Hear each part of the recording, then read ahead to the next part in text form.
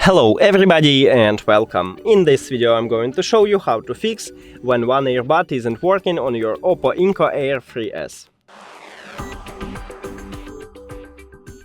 You have to start by put your earbuds to the charging case and now close the case. The earbuds will disconnect it from your phone and after that open it again to reconnect them. Now check, maybe it fixed your problem. If it doesn't, we should perform a hard reset. So let's open Bluetooth.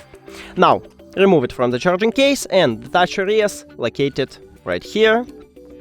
So just put it to your ears to hear a sound. And now press and hold it for at least 5 seconds and until you can hear this sound. Here we go, we have it, and also we can see that it's disconnected here. Now put it to the charging case and firstly we should remove it. So click the information icon or settings icon if you have Android. Forget this device, forget device. Also if you have Android, click pair new device. And now it entered to prank mode automatically, so we can see it at the device list, just click on it.